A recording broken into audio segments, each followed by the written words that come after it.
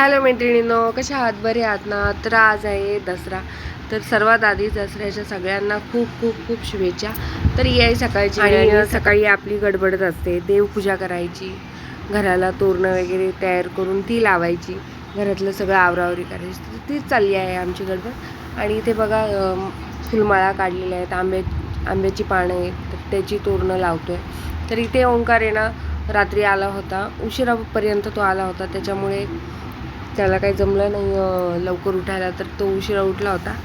तर त्याला म्हटलं की तू तुझं आवरून घे आणि नंतर ना सगळे तोरणं वगैरे लावून घे. मी ओवून ठेवलेली आहेत आणि काही माळा आहेत त्या आपल्या अशाच आहेत आर्टिफिशियल, तर त्या पण माळा लावणार आहे. तर ते करत आहे ओंकार आणि त्याला बरोबर जमतं आणि त्याची उंची पण सगळ्या जास्त आहे ना, त्याच्यामुळे त्याला सहजपणे ही कामं जमतात. तर त्याला हे काम दिलेलं आहे आणि तो दसऱ्यासाठी काल खास आलेला आहे, लगेच जाणार आहे. गौरीला नाही जमलं यायला, कारण का गौरीची तब्येत आता मध्येच बरी नव्हती आणि परत एका दिवसासाठी दगदग होणार, तर त्यासाठी ती म्हणाली की आई मी नाही येत. म्हणून म्हटलं ठीक आहे. तर ओंकार आलेला आहे आणि आता घर बघा पूर्ण असं आवरलं ना घरातलं, आणि सगळं रांगोळी वगैरे काढलेली आणि दरवाजाला असं आंब्याचं तोरण वगैरे लावलं ना, खूप सुंदर आणि बघा एकदम असं प्रसन्न वातावरण वाटतं. तर तसंच वाटत आहे घरामध्ये.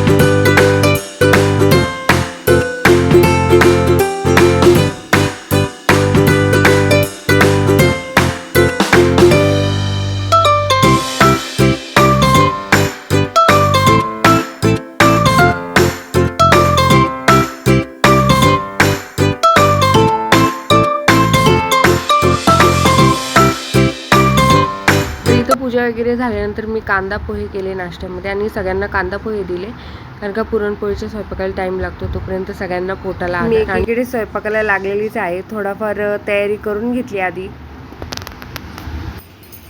आता आम्ही पुरणपोळ्या करतोय आणि एका साईडला पनीर केलंय, मसाले भात केलाय आणि पोळ्यांची आमटी स्पेशल. तब्येत बरी नाही तर काय बोलते ते पण कळत नाही. मीच केले तरी पण मला पोळ्यांची आमटी यांना भरपूर आवडते, तर पोळ्यांची आमटी स्पेशल त्यासाठी मला करायला लागते. आणि समर्थला आवडतो आमटी भात, पण मसाले भात केलाय, त्याच्यामुळे त्याचा आज जरा हे होईल खाण्याचं, कारण का त्याला आमटी भात आवडतो.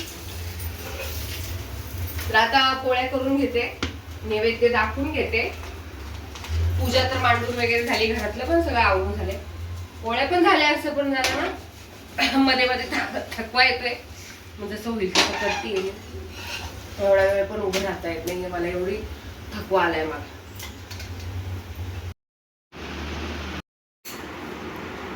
कसं झालंय हो जेवण?